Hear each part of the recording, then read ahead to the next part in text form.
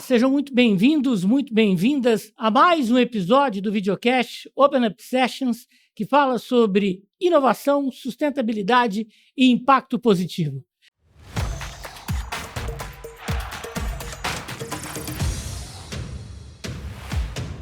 Olá, eu sou o Daniel Frazão e estou muito feliz em dar continuidade a mais uma temporada, segunda temporada desse projeto pessoal e paralelo, que é o Open Up Sessions, e mais uma vez aqui nos estúdios do SampaCast, dentro do TEIA, em plena estação Tamanduateí, da linha verde do metrô de São Paulo, né, nessa iniciativa da Agência de Desenvolvimento São Paulo, o ADSampa, né, para os empreendedores do nosso município aqui, da capital paulista.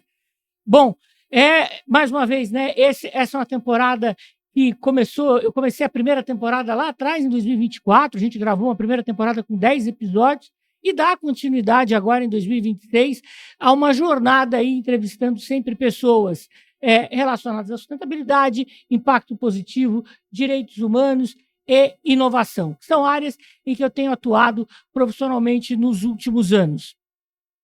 Bom, o tema de hoje tem a ver com direitos humanos, mas saindo um pouco da caixinha, a gente vai falar sobre Copa do Mundo, né, e todas as questões envolvendo os direitos humanos nas vésperas, né, nos primeiros dias aí de competição e também nas vésperas do torneio mais importante do futebol mundial. Então a gente vai trazer um pouco aí desses bastidores e mostrar o que um torneio tão relevante como o Mundial de Futebol tem a ver com questões relacionadas à sustentabilidade, principalmente a questões relacionadas às questões sociais e relacionadas a direitos humanos. Bom, então, para começar a falar, antes de começar a falar, né, sobre o tema principal do episódio de hoje, esse é um episódio especial, que a gente vai abordar esse tema, mas antes de começar para valer, eu queria fazer uma menção especial também aos 20 anos do Sistema B. O Sistema B completa em 2026 agora 2 décadas de existência, 2 décadas de movimento, né? E esse é um marco importante para todo mundo que atua com sustentabilidade ou que se interessa minimamente pelo tema, né? Esse movimento global que começou lá atrás, em 2006, nos Estados Unidos, né? Criado pelo B-Lab, né? E depois nasceu a partir de uma provocação: transformar os negócios em uma força para o bem comum. Né? Então, essa era o propósito lá atrás e que se mantém até os dias de hoje, né? Surgindo para ampliar o conceito de valor gerado pelas empresas. Não basta só o valor econômico, mas é preciso entender também como a gestão e a estratégia dessas organizações mantêm um compromisso com as pessoas, com a comunidade e com o planeta.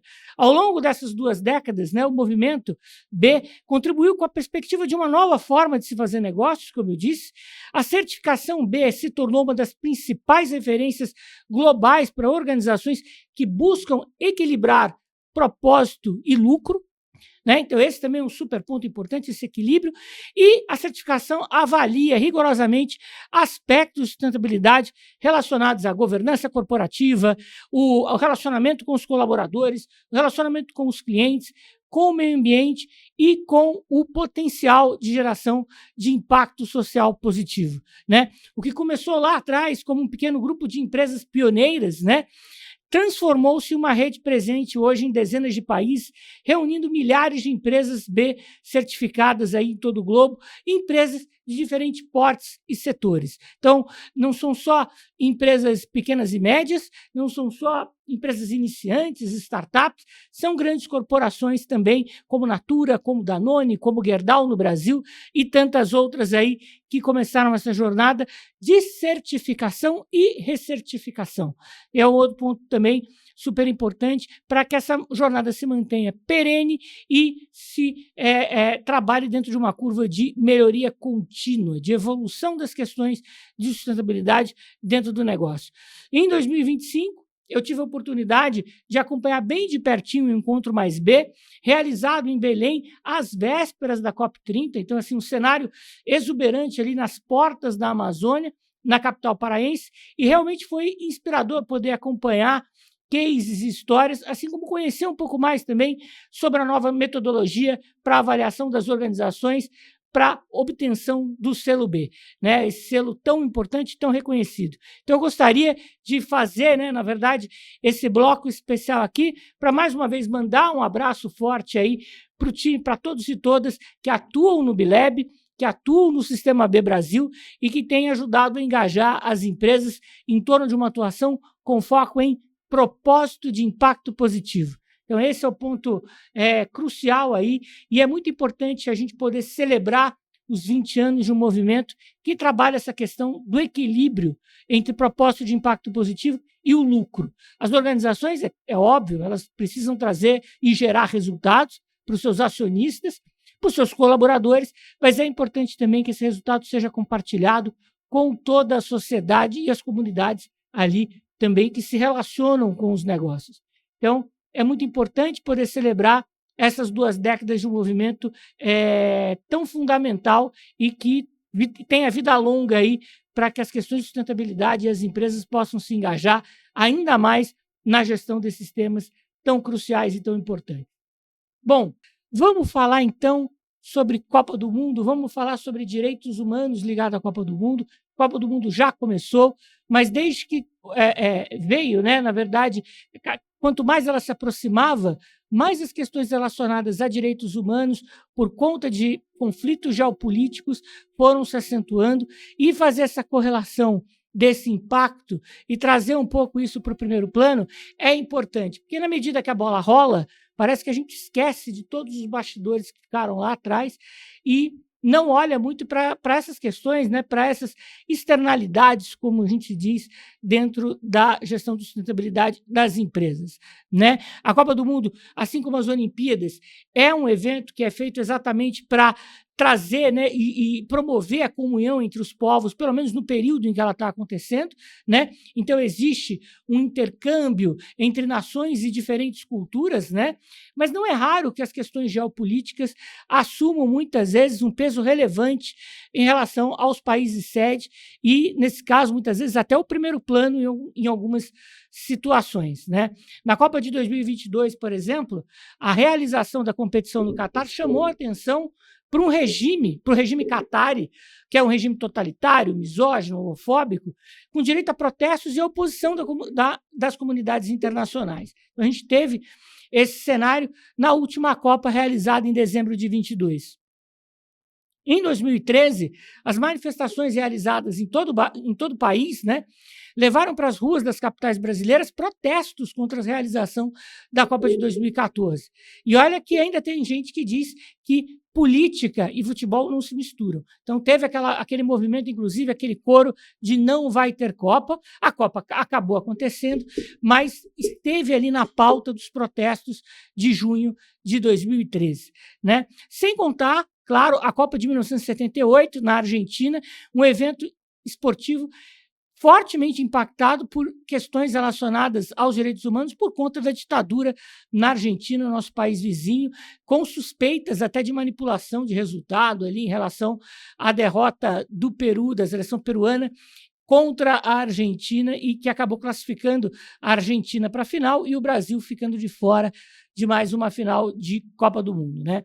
Em 2026, a competição se torna mais uma vez um palco desses conflitos geopolíticos, até porque é a primeira vez que o país sede está em guerra contra um dos países participantes da competição.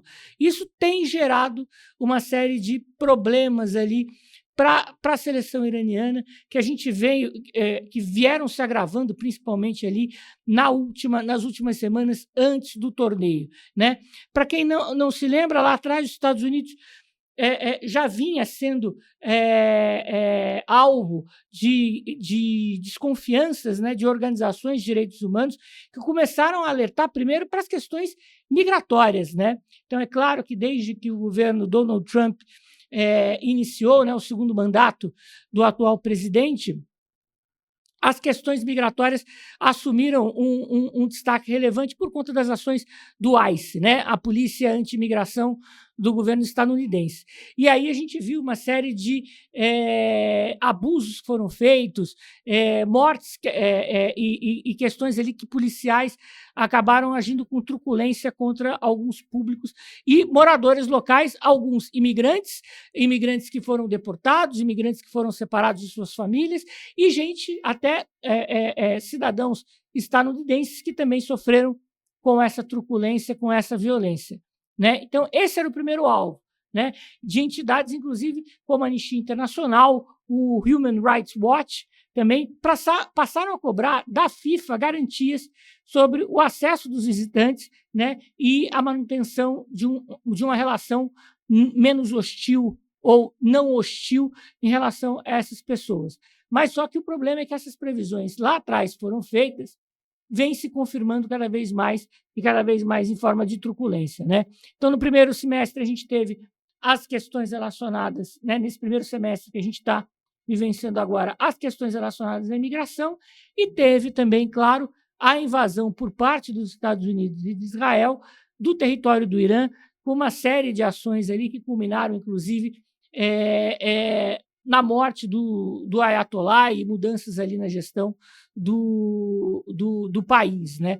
É claro que o foco, né, dessas ações, dessa truculência, inclusive, né, do governo estadunidense, ela é injustificável, mas nada justifica também o regime iraniano. Né? A gente não está fazendo, não se trata de uma defesa do regime iraniano, a gente sabe ali das questões envolvidas, mas a gente sabe também o quanto a população do país sofre, né, ali no Irã, o quanto também as mulheres sofrem com o regime.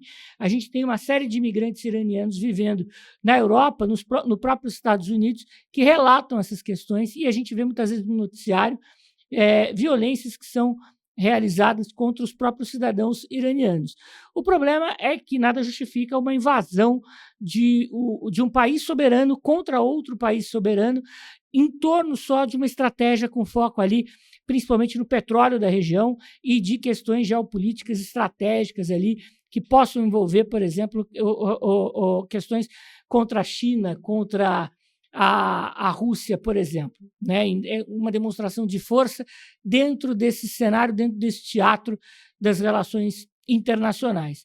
Mas o Irã, né, foi atacado, a guerra está aí, muitas vezes Donald Trump, ali na estratégia do cachorro louco, promete ações ainda mais violentas contra o país e contra a população iraniana, depois recua, diz para a imprensa que está se aproximando cada vez mais de um acordo de paz, mas nada justifica ali esse clima, né, que acaba se traduzindo em hostilidades em relação aos cidadãos iranianos que vão assistir o torneio nos Estados Unidos, no México e no Canadá, mas também contra a própria seleção do país. Né? É bom lembrar, a seleção do Irã se classificou para o Mundial no campo, então tem todo o direito de participar. A FIFA deveria proporcionar todas as garantias possíveis para que o país pudesse participar da Copa em igualdade de condições das outras nações, das outras seleções que estão no torneio, mas não é isso que a gente tem observado. Né? Então, muitas vezes tem as questões dos interrogatórios, por exemplo, contra os jogadores, jornalistas que não podem entrar no país, né? E talvez o caso mais grave é o fato de que a delegação iraniana tenha que ter transferido a sua sede dos Estados Unidos para Tijuana, no México, porque existe um limite de 36 horas que a seleção iraniana pode ficar em território norte-americano, onde acontecem a maioria dos jogos, onde vão acontecer pelo menos todos os jogos da primeira fase da seleção do Irã. Então, esse tipo de coisa vai prejudicar, inclusive, a logística do time, perde-se a questão da isonomia em relação a outras seleções, que são sempre posicionadas estrategicamente junto às sedes dos jogos, onde os jogos vão acontecer, e esse deslocamento seja o mais eficiente possível. Né? Então, esse é um outro ponto de destaque também. E aí eu trago, né, um pouco um artigo que foi divulgado recentemente, né, algumas questões trazidas ali pelo Council on Foreign Relations, né, que é um dos mais influentes centros de pesquisa e debate sobre política externa e relações internacionais dos Estados Unidos e do mundo, né, que reúne acadêmicos, ex-diplomatas, militares, empresários, jornalistas e formuladores de políticas públicas para analisar temas globais, né? E segundo o Conselho, a Copa de 2026 já não é encarada apenas como um torneio de futebol. Ela é tratada como uma vitrine das principais tensões do mundo atual, né? Então, a gente está vendo ali não só um teatro para os artistas da bola, mas também para essas questões mundiais ali, essas questões geopolíticas que ameaçam os direitos humanos, sejam nos países, né, onde a guerra acontece, né, o teatro de guerra propriamente dito, mas também no próprio cenário dos Estados Unidos ali, que vai receber esse torneio de amplificação, né, mundial, né? Então, a gente tem ali o mundo todo, os olhos do mundo todo, voltados para os estadunidenses, né, para o território estadunidense e para as competições ali, além, claro, de Canadá e México, que são as outras sedes. A gente tem aí, falando, né, das questões imigratórias ali dentro dos Estados Unidos, os próprios profissionais que vão se dedicar à cobertura do torneio, né, fotógrafos, equipes de TV e até membros das comissões técnicas estão sofrendo ali com essa truculência também na imigração. E o caso mais simbólico foi do árbitro somali, que foi escolhido pela FIFA para atuar no Mundial, e apesar de ter o visto válido, foi barrado e impedido de entrar nos Estados Unidos, né? Então, foi uma decisão que gerou críticas no mundo todo, o que incluiu uma capa, inclusive, do jornal francês L'Équipe, retratando o presidente da FIFA, o Gianni Infantino, como se fosse uma marionete do presidente Donald Trump, né?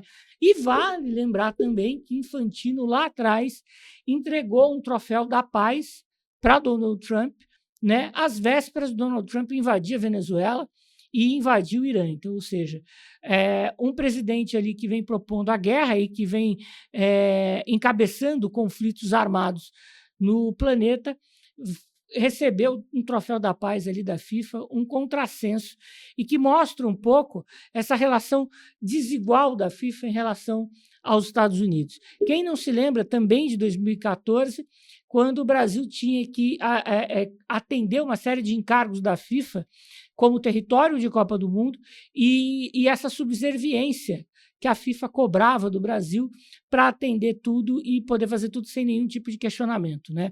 Um dos pontos, eu acho, chave é a questão a lei brasileira proíbe o consumo de bebidas alcoólicas nos estádios, mas a FIFA, com o patrocínio de uma grande marca de cerveja, acabou fazendo com que essa lei caísse no período da Copa do Mundo, entre outras coisas. Então, só para ter uma ideia da diferença dessa relação, e é muito preocupante, uma vez que a FIFA também tem um relacionamento muito forte com grandes ditaduras, né, com grandes regimes ditatoriais no mundo. O exemplo disso também, mais uma vez, é a Copa do Catar em 2022 e a Copa de 2034, que vai acontecer na Arábia Saudita, também um país ali de um regime autocrático, né, um regime ditatorial.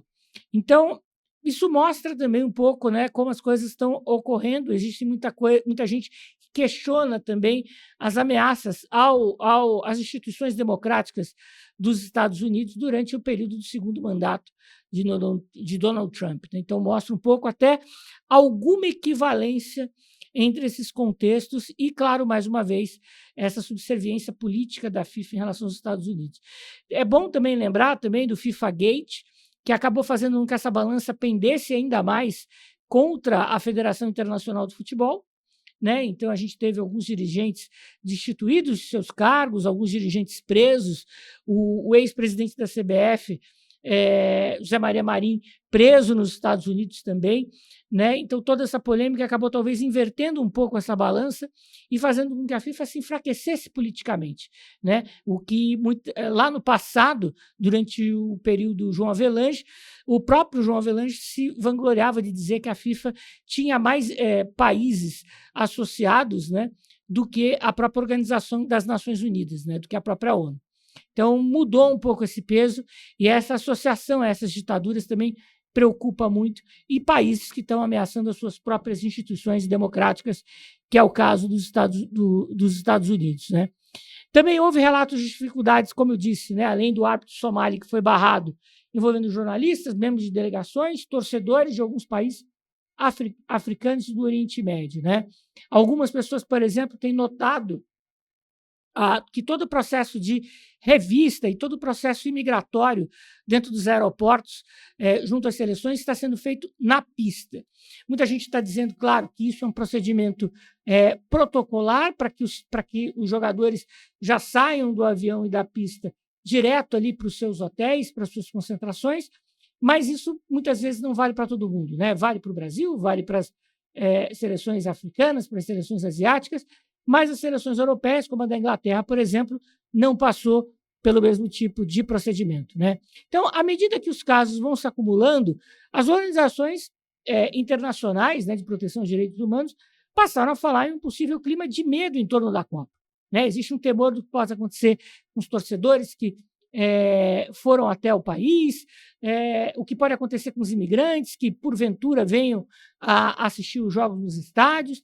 Então, se fala principalmente, né, além da própria dificuldade de obtenção de vistos, né, de um temor de prisões, detenções, fiscalização migratória cada vez mais agressiva, né, que a gente já vem vendo aí, principalmente com as ações do ICE, né, e até diante, vocês terem uma ideia de como a FIFA tem agido de forma até subserviente, tentando, parecendo entender, né, que à medida que a bola começar a rolar, esses temas vão começar a ir para baixo do tapete, né? A FIFA, a gente teve aí na última quarta-feira, no dia 10 de junho, a entrevista coletiva do presidente da FIFA dizendo, às vésperas da abertura da Copa, né, dando umas declarações extremamente frágeis, né, dizendo que a FIFA não é capaz de ver tudo, não é capaz de atuar em tudo, e que era importante que as pessoas relaxassem diante de toda essa problemática, né? Então, o que só mostra, né, a própria impotência da FIFA diante aí dos abusos do tio Sam e de Donald Trump, né? A análise do Council on Foreign Relations, né, essa entidade norte-americana, né, que menciona também críticas de organizações como a própria Anistia Internacional, que classificaram, né, esse ambiente contra os imigrantes em relacionado aos direitos civis nos Estados Unidos, também com uma preocupação relevante, que deveria se apresentar num evento, né, na verdade, que deveria se apresentar como um evento global e inclusivo, né? Pois é, então, assim, é lamentável que realmente o cenário seja esse, infelizmente, né? E para quem trabalha com sustentabilidade, reputação corporativa, relações institucionais ou mesmo comunicação, né, a principal leitura que o artigo traz é que esses eventos globais, né, além de serem cada vez mais inseparáveis das questões geopolíticas relacionadas a direitos humanos, são eventos também comercialmente muito que buscam gerar lucros cada vez mais exponenciais, né? Então, assim, a gente tem o envolvimento das empresas que patrocinam diretamente a competição, né? E eu fico me perguntando, por exemplo, muitas dessas empresas têm lá as suas estratégias de sustentabilidade, têm lá os seus KPIs, as suas metas, as suas políticas, né? E envolvida com um evento que tem aí uma série de ameaças aos direitos humanos quando a gente fala no cenário internacional. Então, assim, existe uma contradição, né? E é impressionante como a gente não toca nesse assunto muitas vezes, né? Então, assim, é muito bonito ter lá algumas ações ali dentro do relatório, trazer uma narrativa encorpada ali de coisas que muitas vezes até dizem respeito, estão ali dentro fazem parte da realidade, mas é óbvio que é um recorte quando a gente olha para o todo, né? Não que essas grandes corporações, essas grandes marcas sejam culpadas do que está acontecendo, mas elas indiretamente ou diretamente se associam a essas questões e é muito preocupante que isso ocorra, né? Então, essa é uma das dúvidas assim, que eu trago, coloco na mesa para reflexão, né? Então, existe uma preocupação de que as coisas possam piorar e como é que fica todo mundo que está envolvido nesse processo, né? O que pode acontecer numa competição que está sendo realizada pela primeira vez em 3 países diferentes, então a gente vai ter um fluxo de entradas e saídas dentro do país muito grande desses torcedores, desses imigrantes, né? Então pode ser que a gente tenha aí E muita gente também que pode deixar de ir à competição por conta de todas essas restrições que a gente vê por aí, tem visto aí dentro do cenário, principalmente dos Estados Unidos, né? Então, é impressionante, né? Acho que tem muita coisa acontecendo, tudo ao mesmo tempo agora. A competição já começou, né? A gente teve no dia 12, no dia 11, né? Na verdade, de junho, a abertura da competição, com a vitória do México por 2-0 contra a seleção da África do Sul, né? E também uma abertura envolvendo, trazendo várias questões relacionadas à cultura mexicana, vários artistas latinos e mexicanos, né, fazendo as apresentações ali, trazendo essa conexão, que eu acho um ponto muito forte entre o público e o esporte. Né? E para vocês terem uma ideia de quanto isso é fundamental, e aí, como a gente fala de futebol, né, é só pensar um pouco na maneira, no relacionamento, por exemplo, que outras nações têm ali com o esporte. Né? A gente fala, por exemplo, quando a gente fala do futebol inglês, eu já tive a oportunidade de acompanhar de perto jogos da Premier League, conhecer um pouco os times. Existe um envolvimento muito grande da comunidade em torno do time. Então, não são apenas as torcidas, os ultras, né, as torcidas organizadas. É a maneira como a comunidade se relaciona com aquele clube, com aquelas tradições, com aquelas cores, com aquele escudo. Né? Então é muito bonito, por exemplo, ver a torcida do Liverpool cantando "You Never Walk Alone" no estádio de Anfield, ali em Liverpool, e poder entender a maneira como a comunidade se envolve com aquilo. Né? A maneira como as pessoas vão aos jogos e tornam o estádio um espaço de encontro mesmo e interação dentro da comunidade. Né? Você não tem a restrição, como a gente vê, por exemplo, em alguns estados do Brasil, e aqui em São Paulo, da torcida única em grandes clássicos. Né? Você tem um espaço reservado para a torcida visitante, né? E você não tem ali, claro, a gente está falando de um país que já teve uma tradição muito grande de hooliganismo, de violência dentro do futebol. O próprio Liverpool tem a questão ali dos 97 que morreram ali no acidente ali do estádio de Hillsborough, né? Nos anos 80. Então, mas tudo isso também depois foi feita vieram várias mudanças, né, dentro das leis na Inglaterra, no Reino Unido, né, que reduziram totalmente essas questões do hooliganismo, da violência nos estádios, mas que acentuaram principalmente essa questão da comunidade, da participação da comunidade, de como as pessoas, por exemplo, em Londres, torcem para o time do seu bairro e se envolvem ali com as questões, inclusive, sociais do clube, né? Dos clubes, do clube para os quais ela torce. Quando a gente olha, por exemplo, para o Manchester United, que teve lá atrás, no início da sua história, a mudança das cores, né? Então abandonou o verde e amarelo para usar a camisa vermelha, né? E os torcedores tradicionais do clube que chegaram a refundar o Manchester e manter as cores tradicionais, que de vez em quando aparecem aí em alguma camisa comemorativa. Então, esse envolvimento, né, da comunidade com o esporte mostra o quanto o esporte também é um espaço de representação social, né, de identificação e de pertencimento. Então, a gente não está falando só de algo que é algo recreativo, meramente recreativo, como comprar um ingresso para um jogo, tomar uma cerveja ou assistir o jogo em casa. A gente está falando mesmo de um ambiente social, de representatividade, de pertencimento, e essa conexão do público com o evento, com o espetáculo, ela é fundamental. Né? Ela não é apenas um filme que a gente está indo ver no cinema. E as pessoas se sentem participantes do evento. Né? Não é à toa, por exemplo, que no lugar comum do esporte, a gente fala, por exemplo, do fator de jogar em casa como um diferencial, como algo positivo. Jogar diante da sua torcida, né, tem um significado exatamente por isso. A torcida tem um papel, ela é quase como muitas vezes um 12º jogador, né? Como a gente tem, por exemplo, a torcida camisa 12 do Corinthians, como a gente tem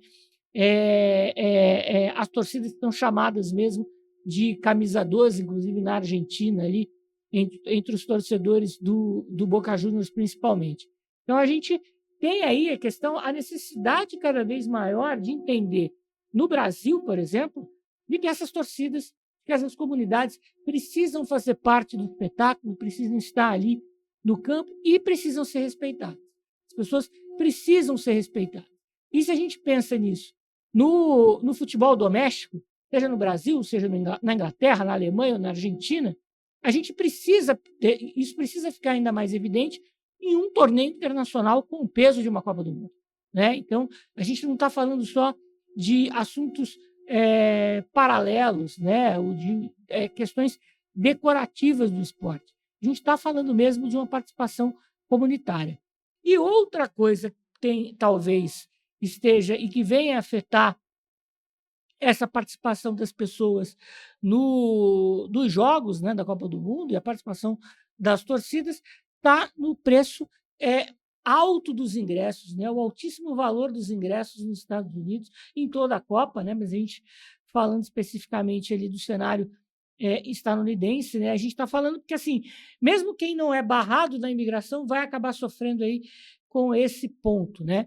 Então, os altíssimos preços dos ingressos viram um tema, principalmente porque e uma das maiores controvérsias, né, da Copa do Mundo de 2026, inclusive antes do início, antes da abertura, né, é porque geralmente, né, a gente sabe que os ingressos para essas competições internacionais são naturalmente mais altos, mas a FIFA tem adotado um sistema de preço dinâmico, né? Então, muitos ingressos que lá atrás custavam inicialmente 60, $80, hoje já ultrapassaram a marca dos $1.000, né? Já tem ingresso sendo vendido para a final na casa dos milhares de dólares, né? Por quê?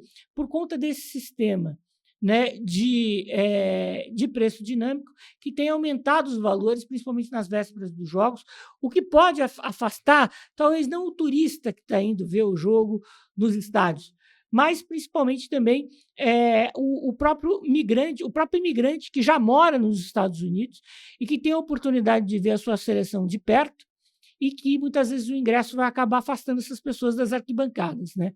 Então, esse é um ponto também muito controverso, né? Existe um grupo europeu, Football Supporters Europe, que chegou a classificar alguns preços como extorsivos, né?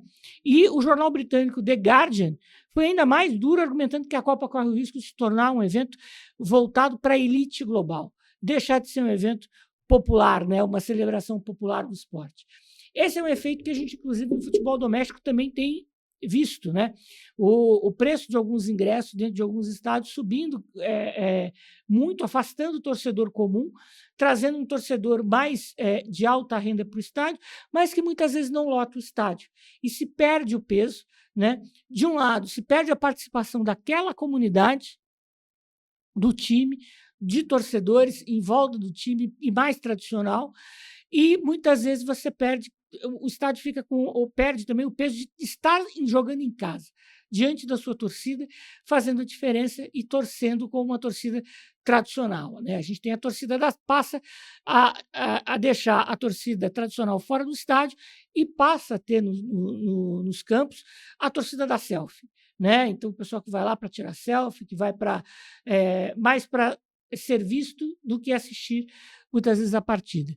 A gente sabe, muitas vezes, a gente sabe que Copa do Mundo é isso mesmo, porque nem todo mundo tem condições de viajar para uma das sedes, mas a gente sabe também que num país continental como os Estados Unidos, a gente perde também a participação daqueles imigrantes para quem muitas vezes o Mundial acaba sendo voltado, né?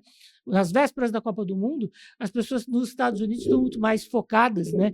Então, muito mais preocupadas com o eventual título do New York Knicks na NBA, do que com a competição, né, que já começou não à toa, né? Os primeiros jogos estão acontecendo no México e no Canadá, para dar tempo aí dessa questão da NBA terminar e muitas vezes o torcedor ali que mora nos Estados Unidos poder acompanhar a Copa do Mundo, o futebol ali mais de perto, né? Mas a gente sabe também que esse público existe hoje no Brasil, seleção brasileira, por exemplo, tem inclusive uma torcida profissional, o Movimento Verde e Amarelo. A gente sabe que existe uma diferença principalmente entre a torcida de clube e a torcida de seleção.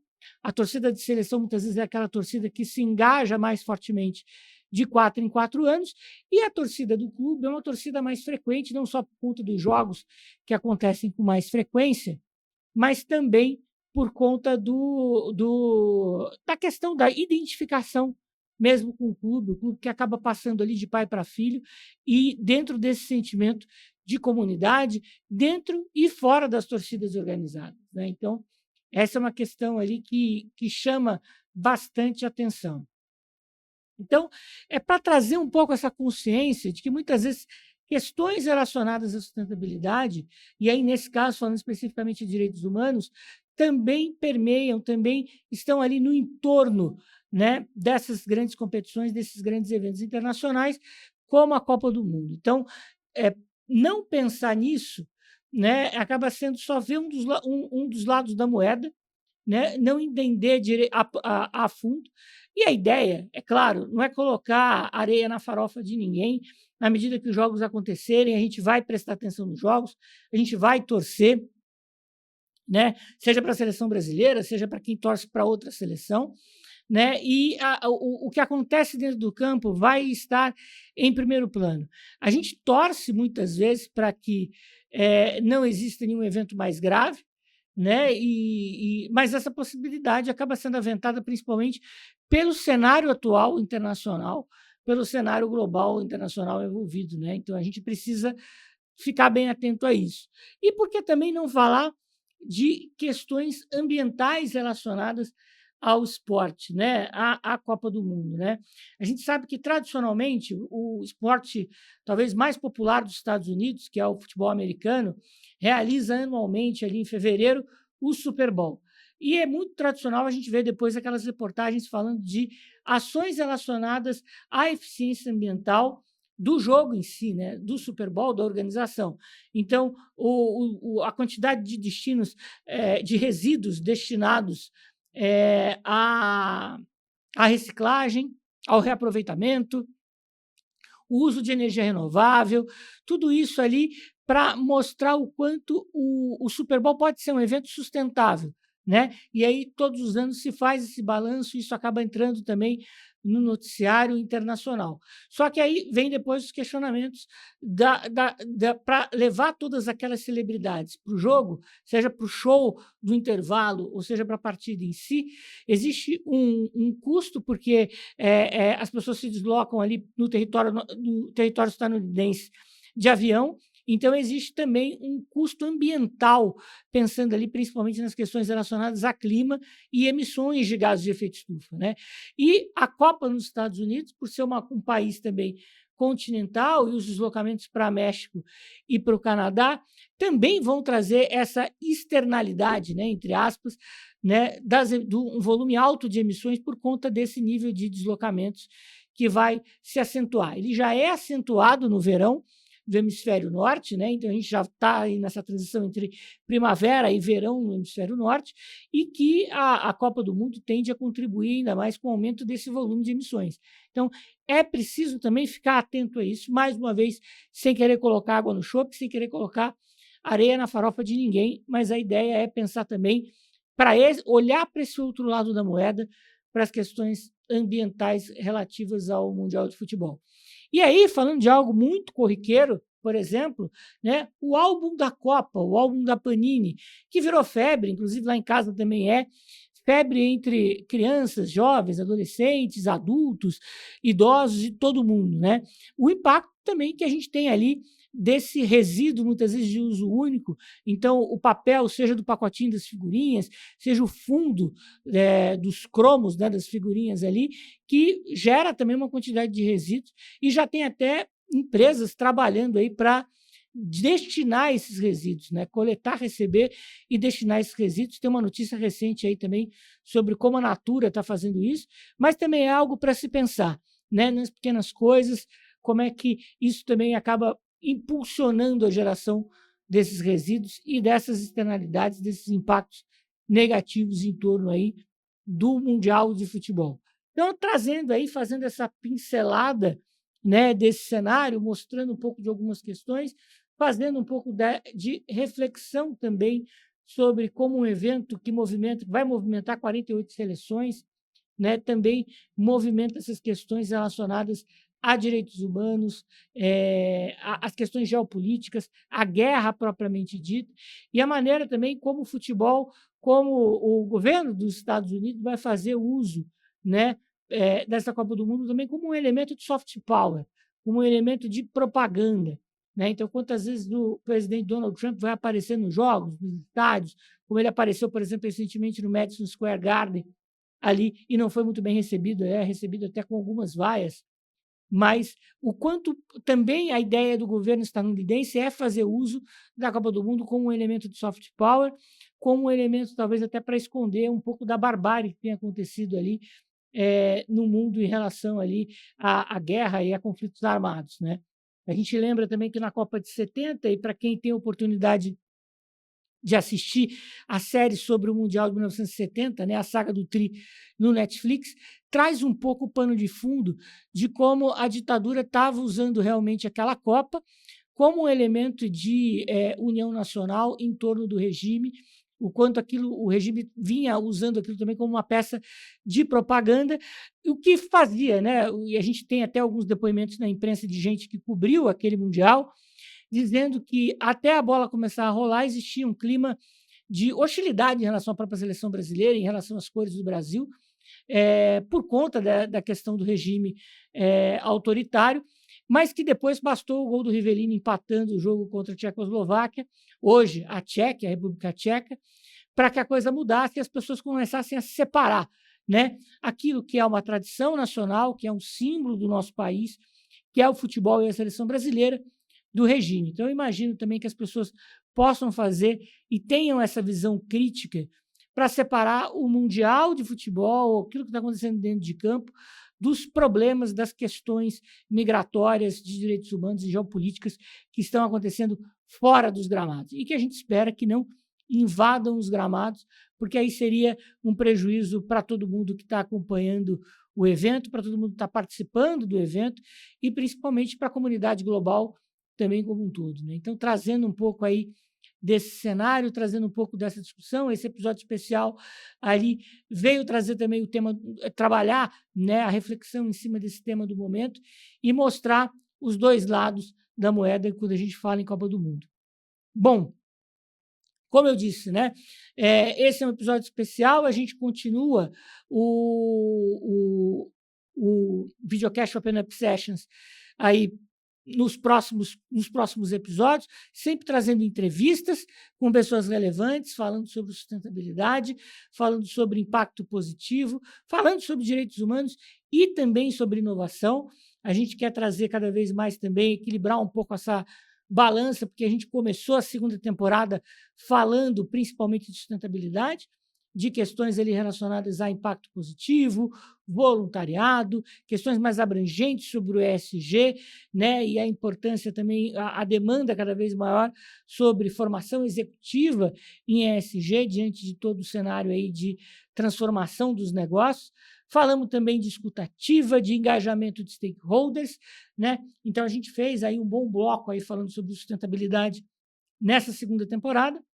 E na próxima, e também já começamos a falar de inovação, falando sobre Management 3.0, sobre gestão ágil de projetos, sobre agilidade, né, sobre Management 3.0, como eu disse, sobre Scrum, sobre Agile, né, e todo esse tema relacionado aí à forma de se organizar equipes mais engajadas, mais produtivas, mais motivadas, né, e mais ágeis também, trabalhando numa atuação mais assertiva.